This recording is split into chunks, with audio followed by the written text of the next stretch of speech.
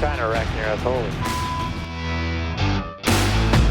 Something wrong, I think I blew another tire or something. Get to it. Yes, that is the way to do it! I'm so proud of you, man, so proud of you. That was awesome.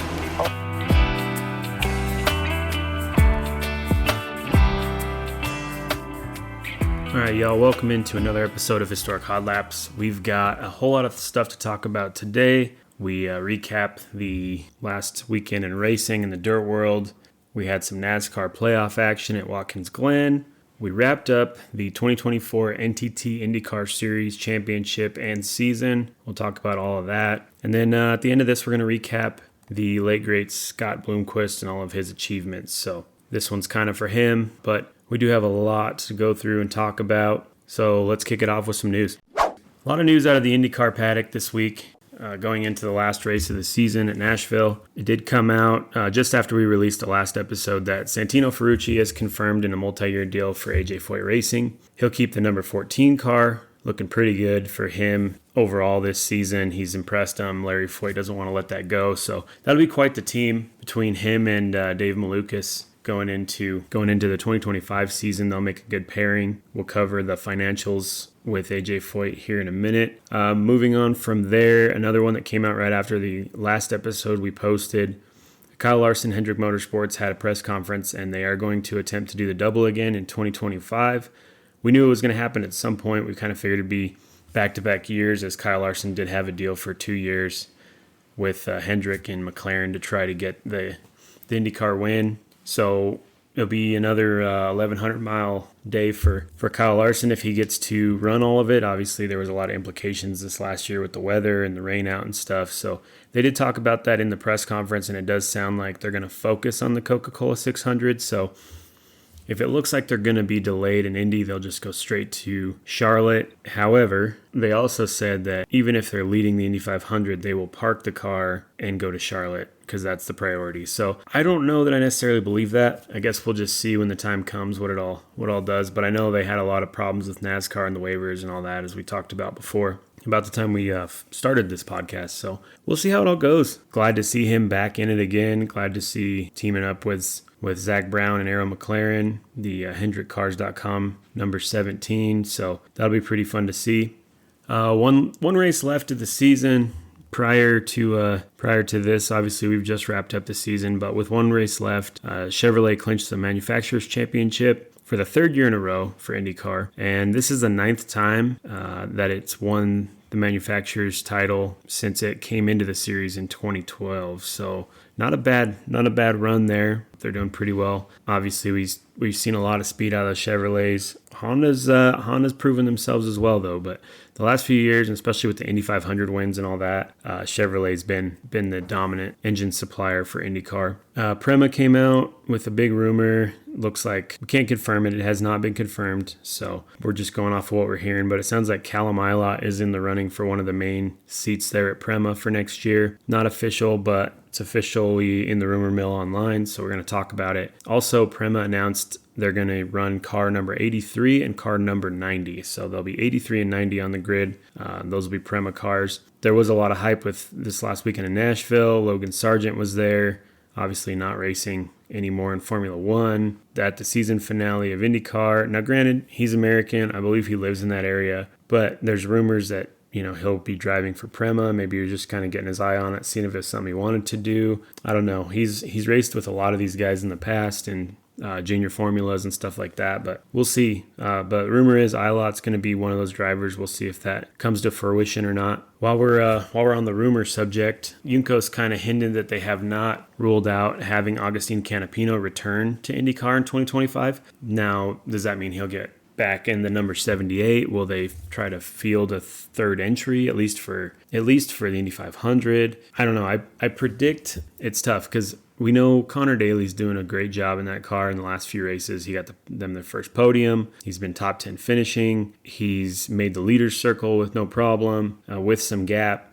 kept him safely inside the leaders circle money. But to run a full season is a lot of money and a lot of overhead that Juncos has been putting up, and they're probably not going to put up any more. And not only that, We know Daly is a hustler when it comes to sponsors, does what he can, but to bring in a sponsor that'll run a whole season is tough. I feel like if nothing else, we'll see Juncos field a third car for the Indy 500 for Daly to run, but I'm not sure we'll see him in the 77 or 78. I hope we do. I really hope we do, but I just don't know if we see it. So we'll see what happens there. I really hope something happens with that. And we'll just see over the next few weeks as these seats fill up and what happens. We've still got a lot of eligible drivers with no jobs at the moment, so there'll be a lot going on for that. Firestone has been announced to continue as the exclusive tire supplier for the NTT IndyCar Series in a multi-year extension. This is good because the tire battle is never good for those that have seen it in the past. NASCAR had it for quite some time. It's tough because you start to push the tires to the absolute limit, try to compete based on the tires you have versus, the aero on the car or something that's more of an even playing field. And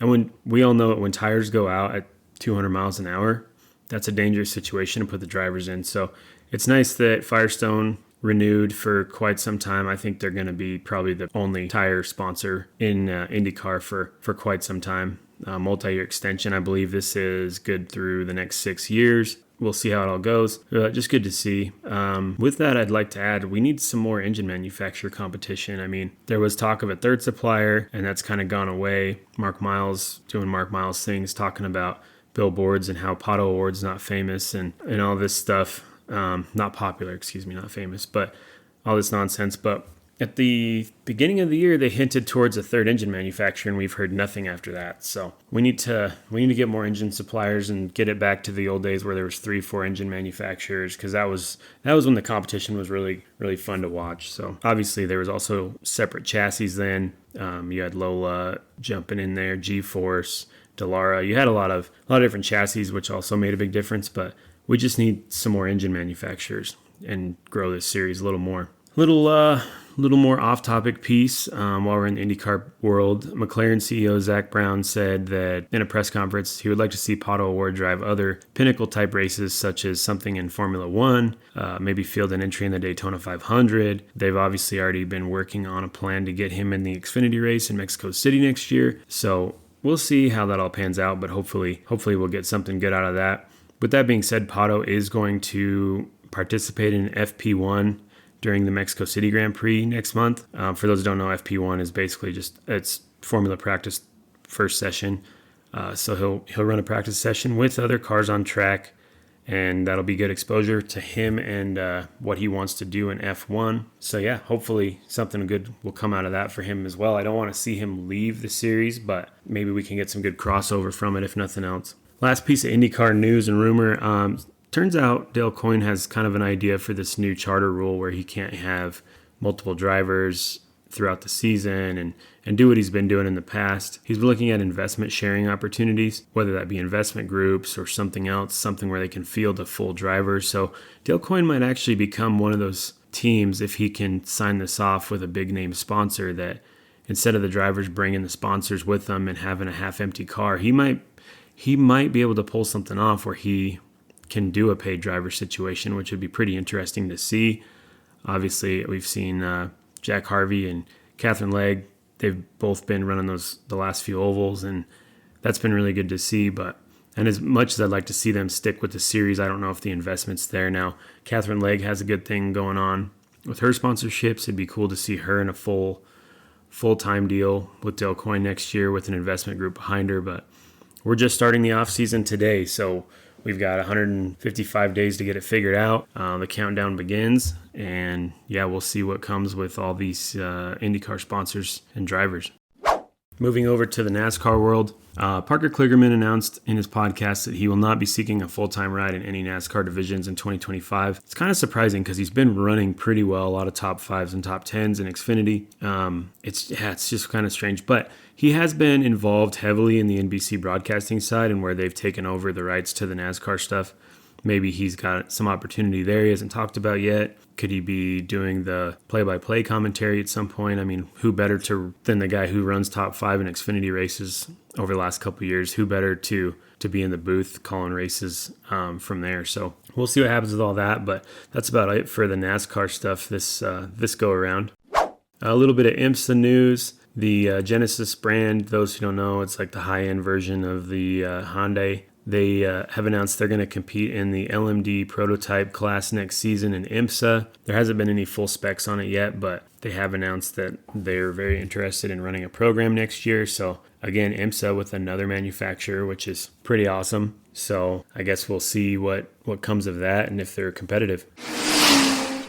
All right, time for some race recaps for the weekend. We're going to jump around a little bit here. Let's kick it off with the Cars Tour. Again, greatest late model short track racing there is. They were at South Boston Speedway. Pretty good race. There's literally always a hit and run every couple laps with those cars and those drivers. Very aggressive, very fun to watch, very entertaining.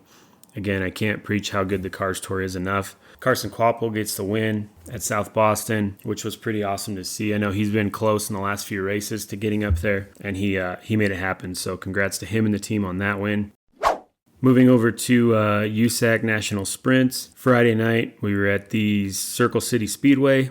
Pretty good fun race to watch. Kyle Cummins got the feature win on that one. Then they hurried and jumped over Saturday night to the Tri-State Speedway. And then Kevin Thomas Jr. got the win. That one was $20K purse on the line for the feature win on Saturday night. So pretty cool to see those guys doing their things. And congrats to all of them and their teams on those wins.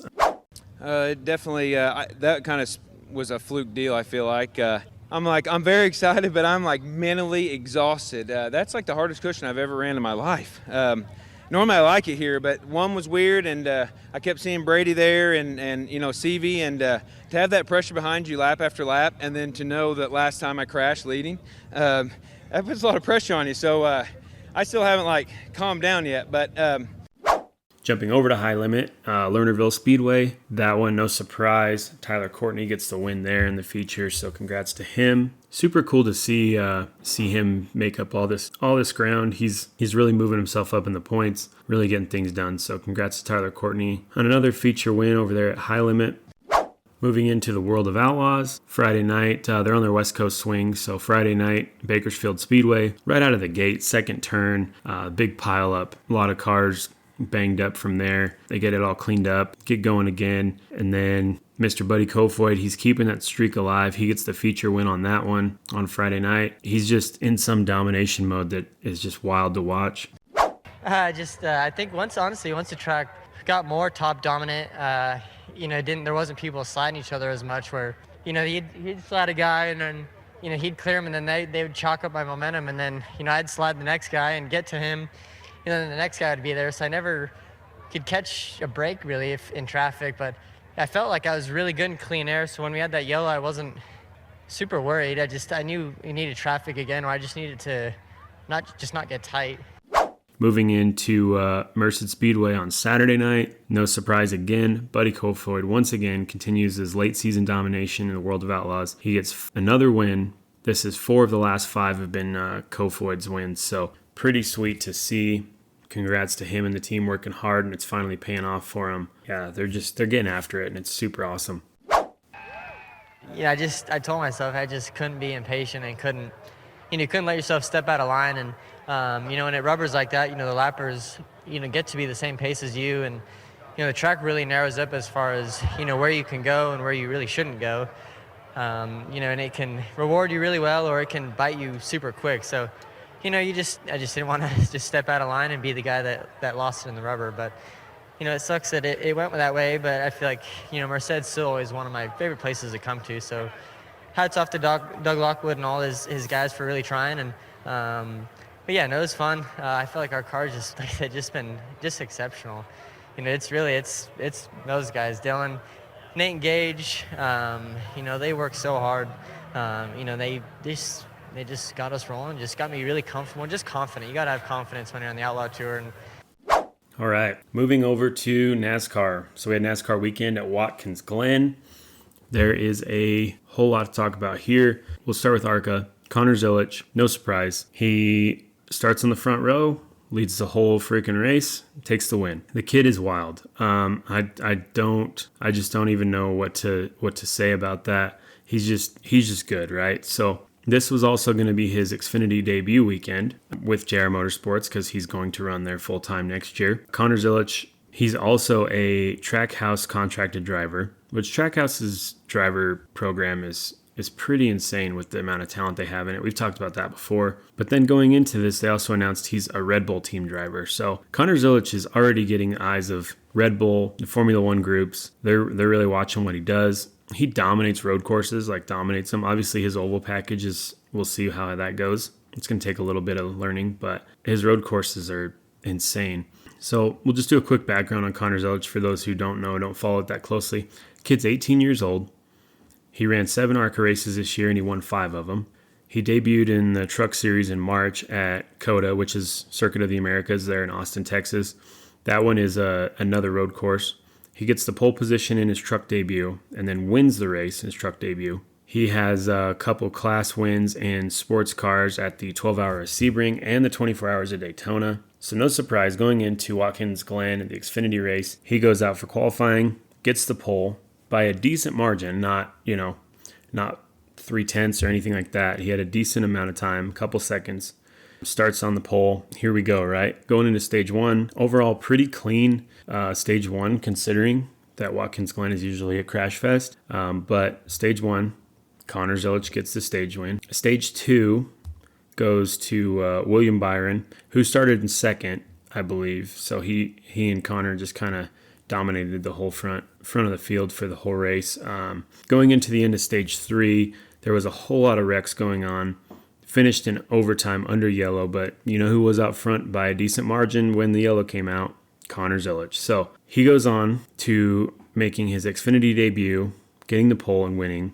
He did it in Truck Series in March. He's won almost all the races he's been in ARCA. Like it's insane what this kid's doing at 18 years old. So already he's already done more than a lot of these veteran drivers at 18 years old. So I worked so hard for this one.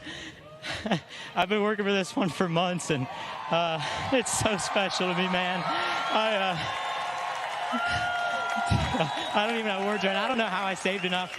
I sputtered up the hill with 2 to go. I didn't think I was going to make it back to the line. I was saving the last 2 laps. Oh, man, I'm going to enjoy this one for a while. There was a funny moment. So post-race press conference, Dale Jr., who's his boss, calls Connor, interrupts the interviews, and Connor had a pretty wholesome moment. He said he wasn't going to not answer when Dale Jr. calls. So it's kind of awesome to see. That's a tough question to answer. I want to get up to speed fast. Oh, I'm getting a call from Dale. Hey, what's up? I'm in the media center. Yeah, I got you. Thank you. I appreciate it, Dale. It's cool. It's really cool. Don't leave anything on the table. Thank you. I appreciate everything you've done for me. It's a pleasure to be racing for you guys. Thank you. I appreciate you calling. All good. I appreciate it. Tell everybody there I said hello. I will. Thank you. They all said hi. I think I can pick up the phone for that one. Let's move on to the Cup race. Cup race marked the return of Juan Pablo Montoya. He was driving that number 50 2311 car for the Mobile One 50th anniversary there at Watkins Glen. So that was cool. Here's kind of some fun Juan Pablo talk from when asked about his return, what he thought. It's really good to be back. Exciting. I have no idea what to expect, so I don't know. I think I should run pretty good, but that's bad I could tell you right now.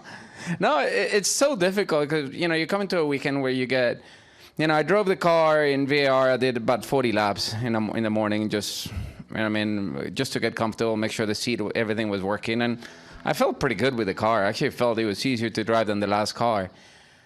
And then, you talk to our teammates, and the teammates go, oh, it's so difficult to drive. I go, okay. And then you talk to McDowell, and McDowell goes, no, it's much easier. It drives more like a GT3 car. And I'm like, that's what I thought. And then you talk to Papis, and he goes, so I don't know. I'm just going to go out there and go, it's either going to be, it's not too bad, or I'm going to go, but we'll see. All right. So going into the race, right out of the gate, there was chaos. Looked like Corey LaJoie turned Kyle Busch. No surprise, Corey LaJoie doing things to destroy everybody's days. I like the guy, I like his spirit, I like his attitude, but his driving skills don't match any of that. it's pretty rough for him lately. And he showed promise in the other series coming up. He's always been a good low budget team guy, does the most to get the most, but banged up a lot of cars with that one. A lot of them being playoff drivers, so a lot of implications there. Just after that, it looked like maybe part of the back end of that accident, Blaney, who had already been in the back, starting in the back, which was rough. He ends up pulling off to the side, trying to figure out why his car wouldn't steer. NASCAR ends up deciding, he gets a tow in, and normally with the tow in, you get towed to your pit stall and you get 7 minutes repair time before you have to go to the garage. Well, NASCAR just towed him straight to the garage without knowing exactly what was going on. So that clearly upset him and the team. I guess the best way, here's what he had to say about it. They're going to make the judgment on how it is and tow you back to the garage and don't even let you get a chance to look at it on pit road and fix it. Like, that's not right. They said because I couldn't drive it back, they take you to the garage. Well, you can't drive back on 4 flat tires and they take you to the pit box. So where's the rule?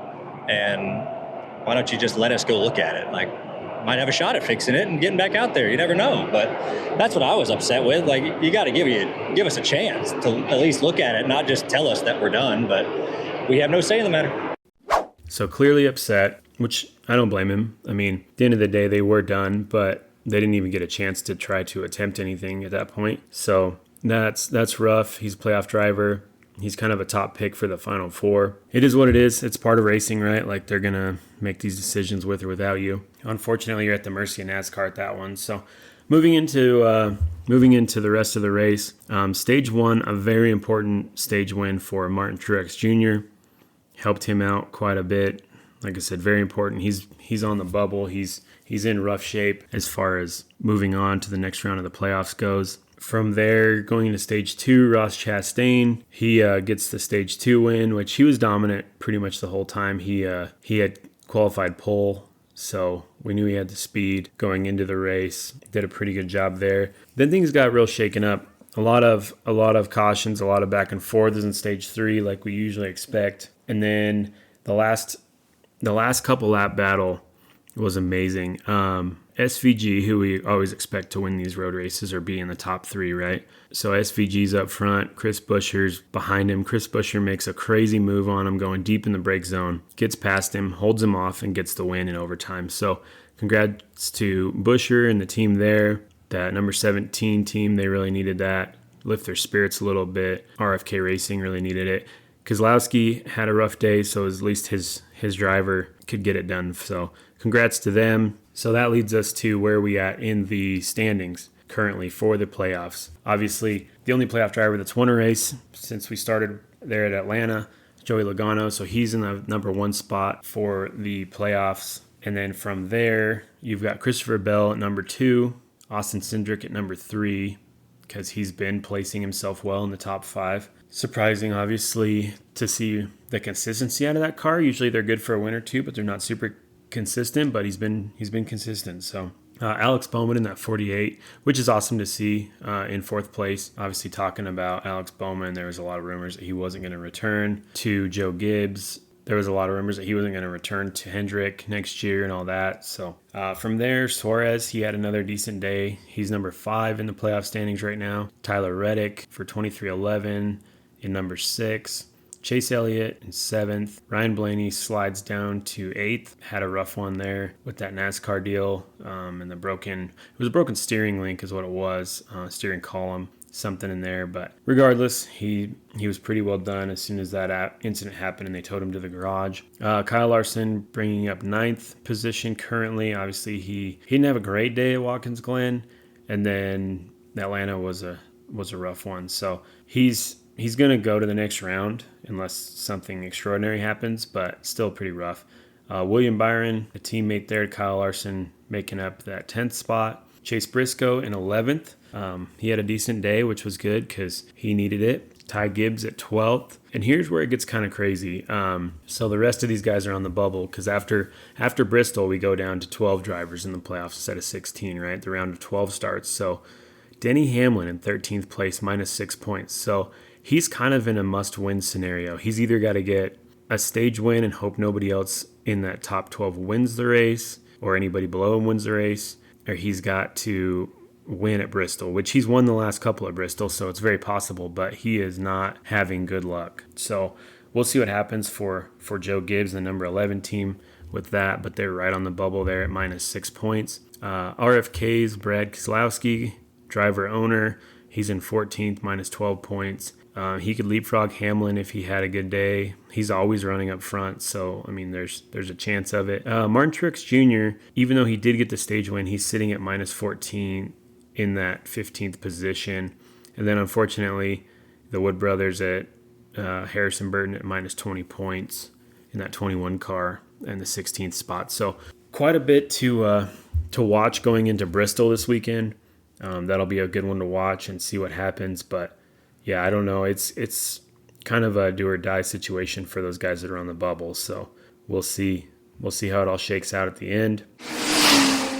Let's move over to the season finale of IndyCar. Nashville Speedway, honestly, going into it, there's only a couple guys that had ran there and won races there. Obviously, Scott Dixon was the favorite because he won there 15 years ago or whatever it was. It was 2008, I think, was the last time that he won there. But he did win all 3 races of this generation that were ran there in IndyCar, 2006, 2007, and 2008.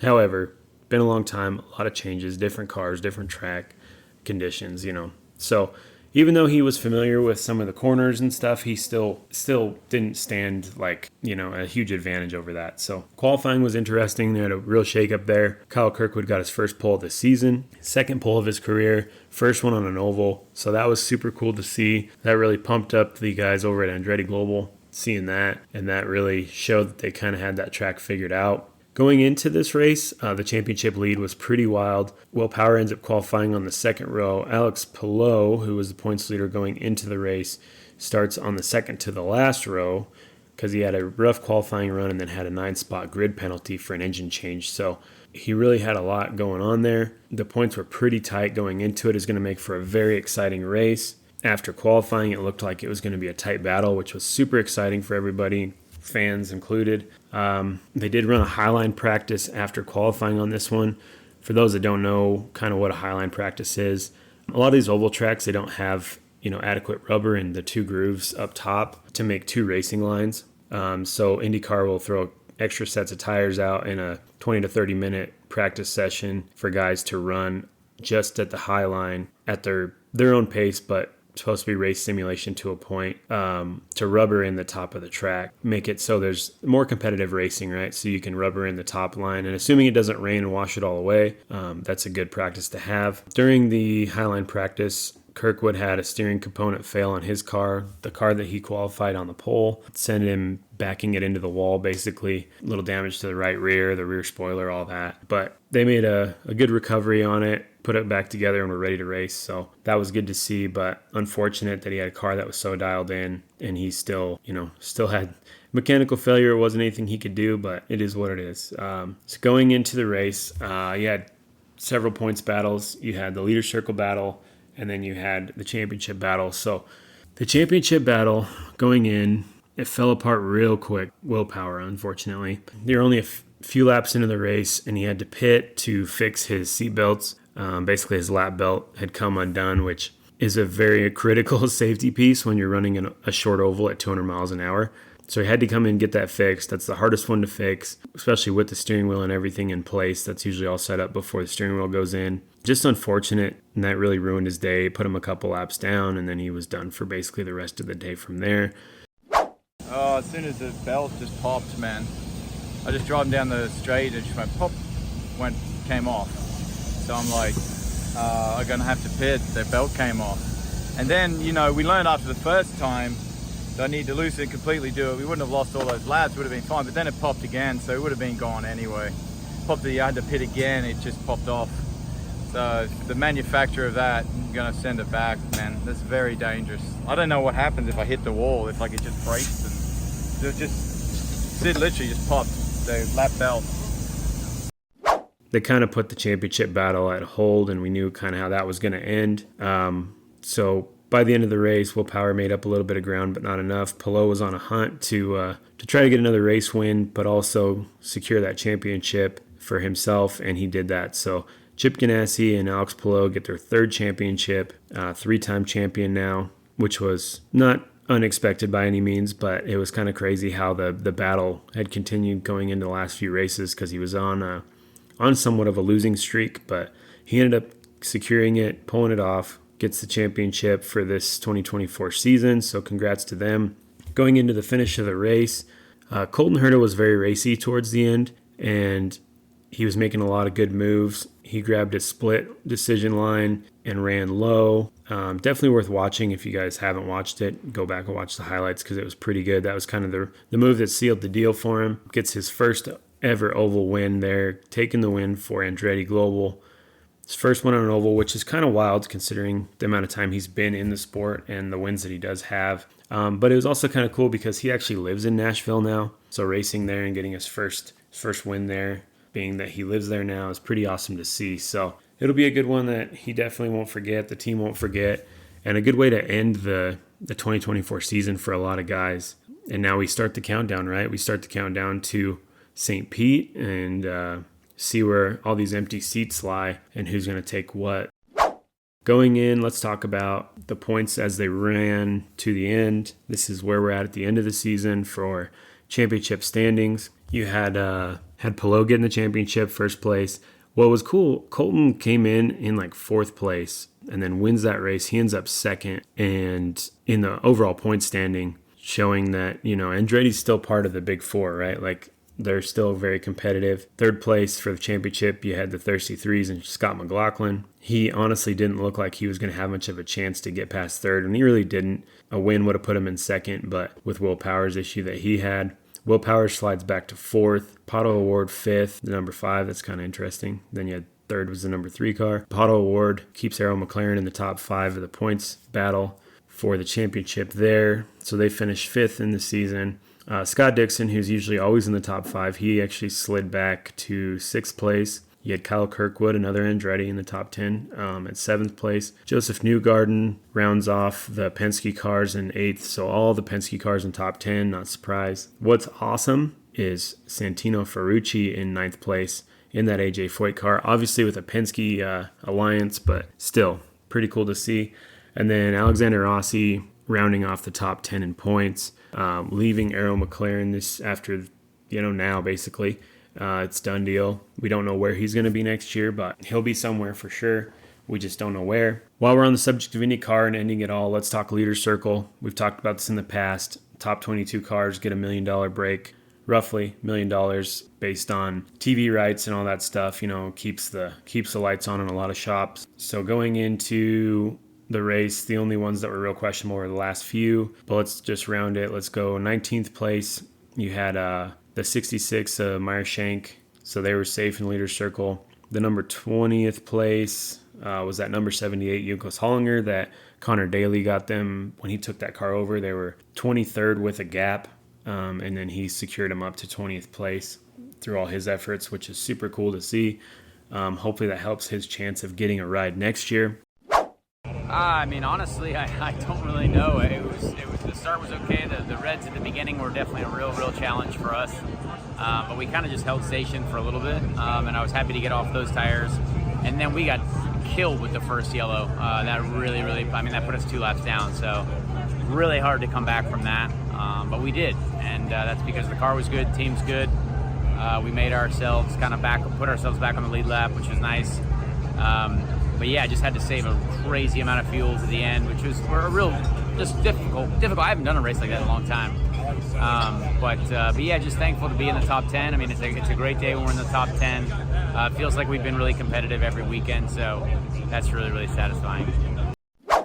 21st, you had the number 20 of Ed Carpenter, so they did actually make it. There was a time where they were tied for that 22nd, 23rd spot with the Junkos car with Connor Daly driving. So they did make it up, putting Rasmussen in there. So Carpenter made a good decision there where he knew he wasn't performing well on the ovals to get it done.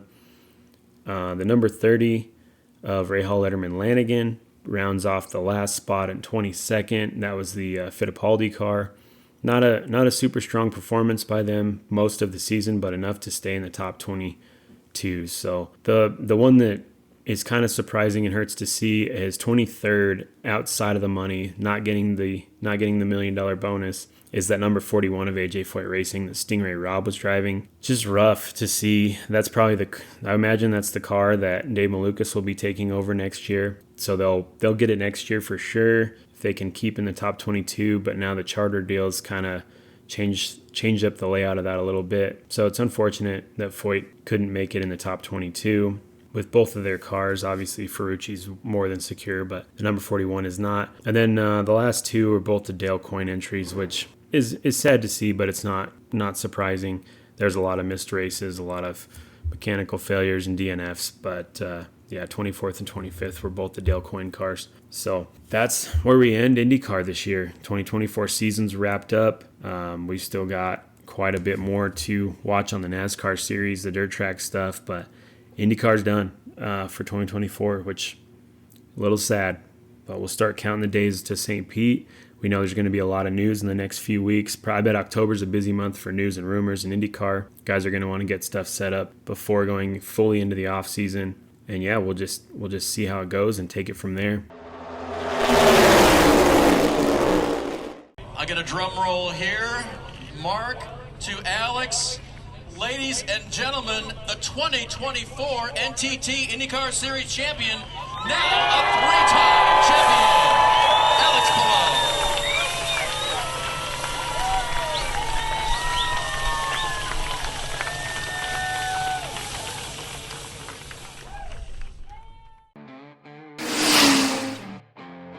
4-time World 100 winner, 8-time Dirt Late Model Dream winner.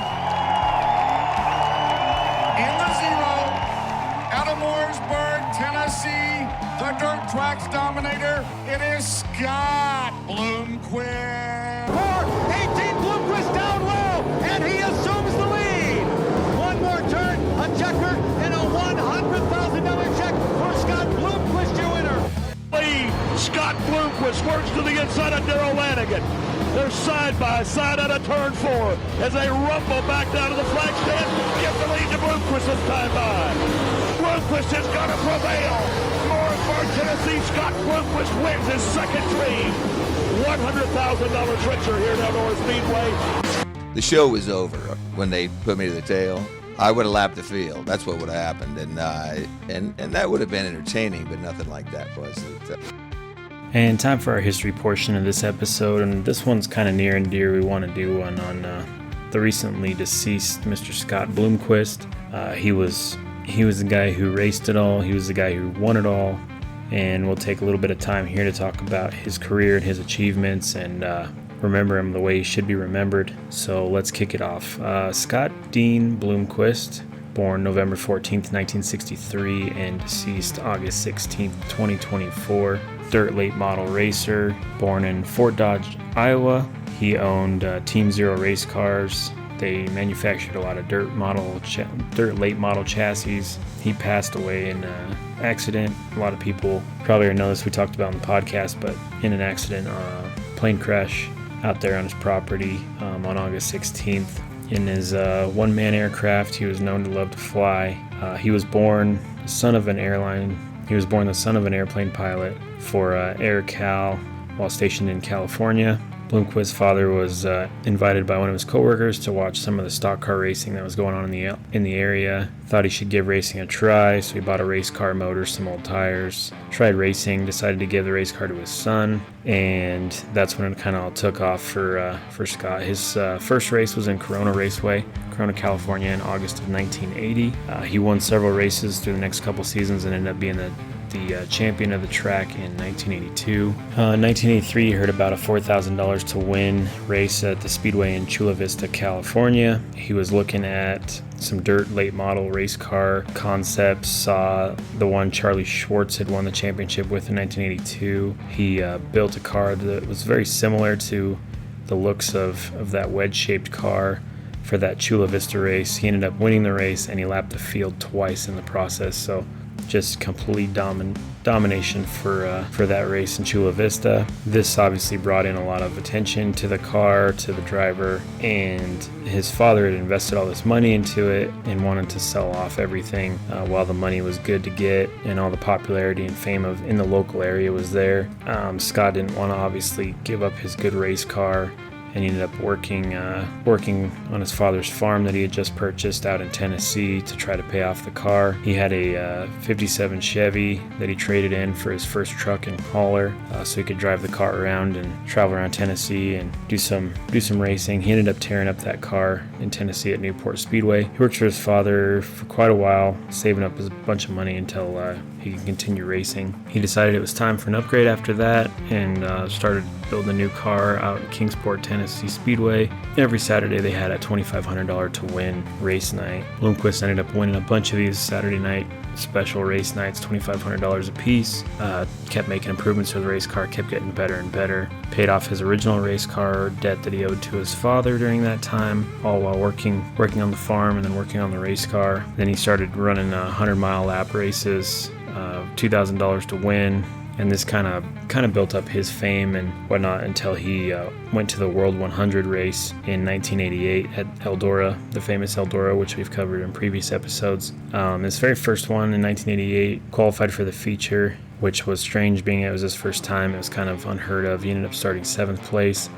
Jeff Purvis, who was the favorite to win the race and 3-time race winner at the time, took the lead right out of the gate. Bloomquist ended up catching up to him and passing him for the win. Rookie in the race in 1988 ends up taking the win.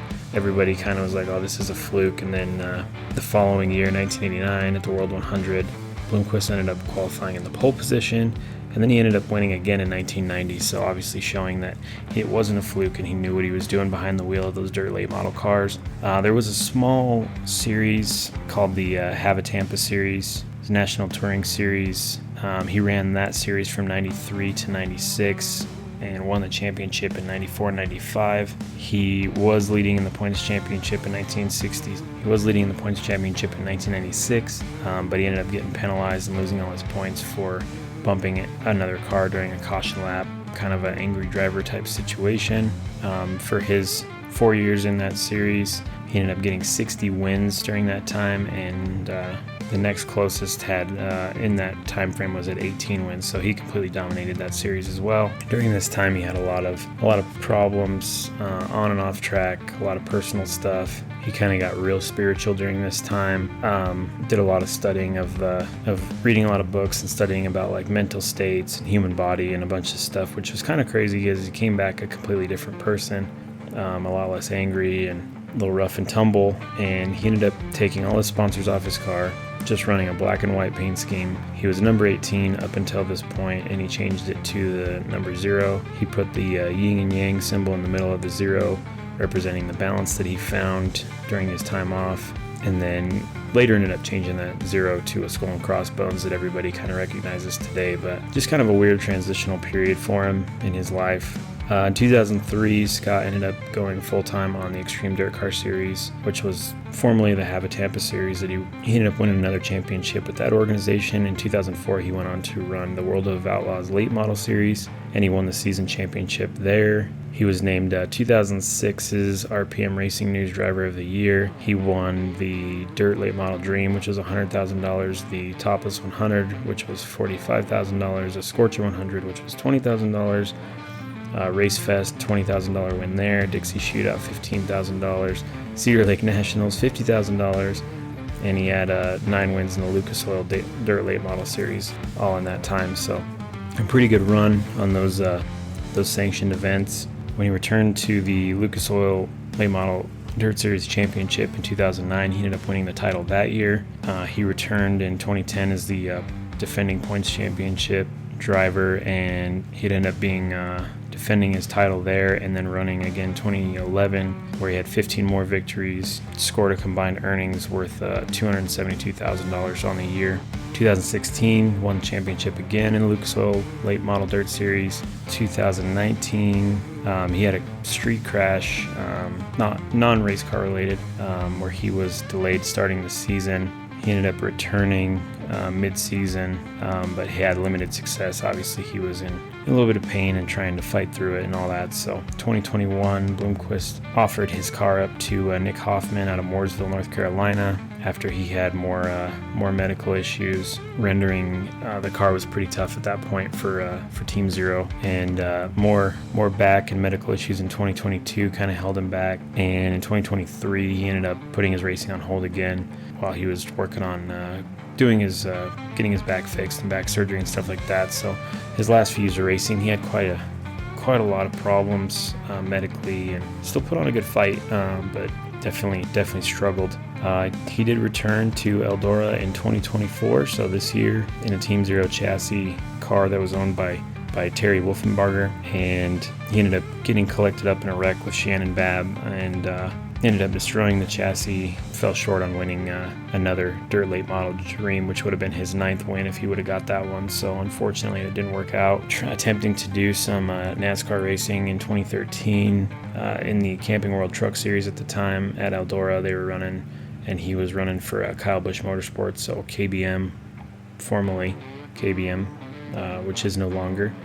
I started out the race in 21st, which for his first time in a truck isn't horrible. It's pretty respectable spot to start out. He elected to race without a front sway bar and ended up falling back pretty hard after that, being a lot different setups and whatnot. And he ended up finishing 25th overall, 2 laps behind the field. So that was kind of his only time in the NASCAR world. Looking at the company, he started and flourished with the Team Zero race cars. He was the chief chassis builder. He obviously knew what he needed to win races. He started out by buying pre-built chassis and making modifications to them, changing up the major chassis manufacturers' designs. He would then modify the chassis with stuff he learned over the years, little tips and tricks and things to give you somewhat of a balanced advantage in the race car. And then he decided, you know what, I'm just going to make them all myself and start it from scratch, and rather than try to modify someone else's stuff. He was very selective who he sold these chassis to. He initially sold them under Bloomquist chassis, but it became Team Zero after that. In 2014, Bloomquist went into business with Michigan racer / businessman Mr. Randy Sweet, and they ended up stopping the mass production of chassis for different buyers and focused on select chassis building designs. In 2019, Bloomquist ceased the deal with Sweet and went back to running his own thing for select buyers and whatnot. So little 10-year deal going on with the Team Zero race cars and the stuff that they've been running. A lot of wins on those chassis for a lot of different drivers, very selected field.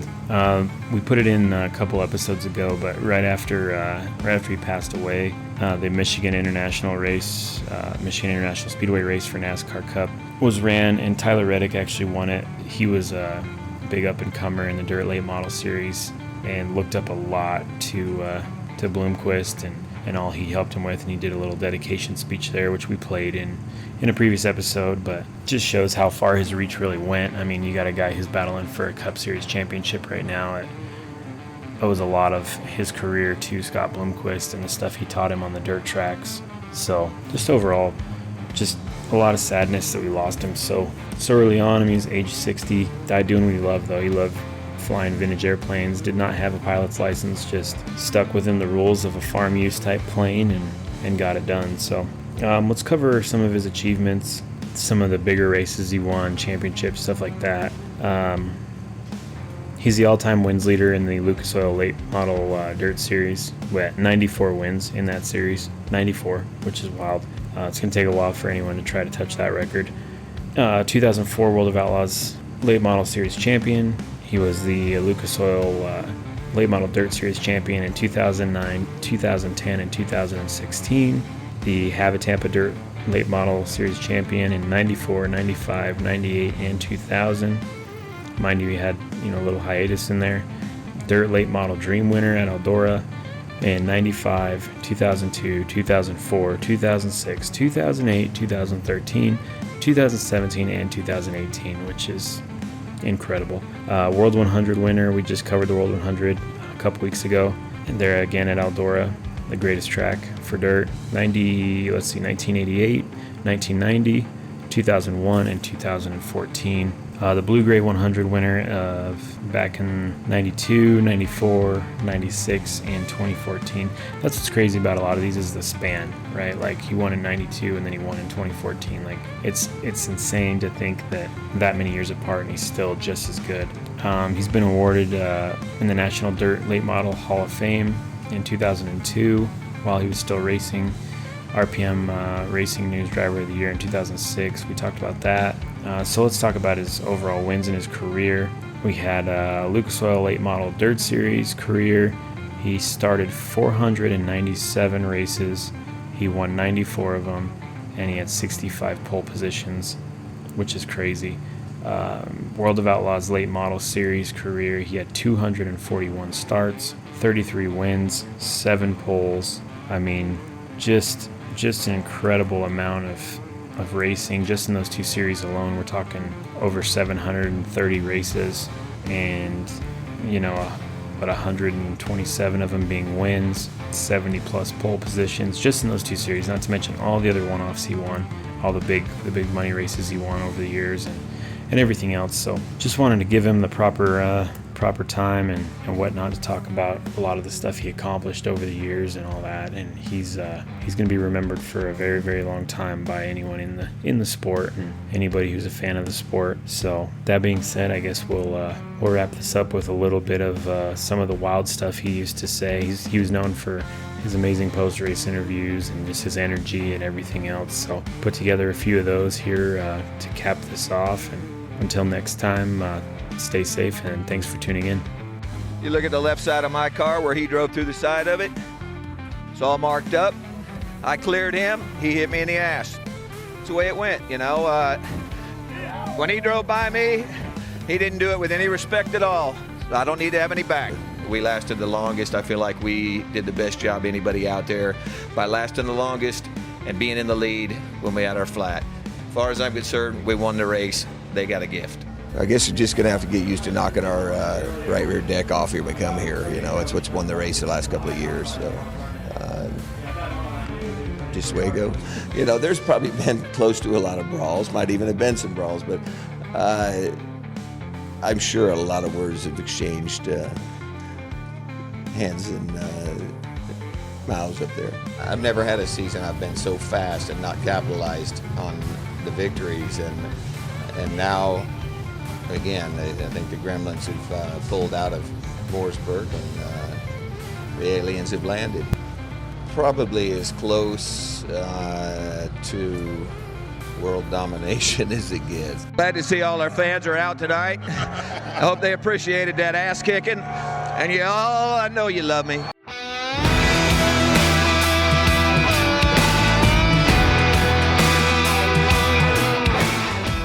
Thank you for sharing your time with us. If you enjoyed today's episode, make sure to subscribe and leave us a review wherever you listen to your podcasts. Don't forget to follow us at Historic Hot Laps on X and all your other social platforms for the latest updates and sneak peeks into upcoming episodes.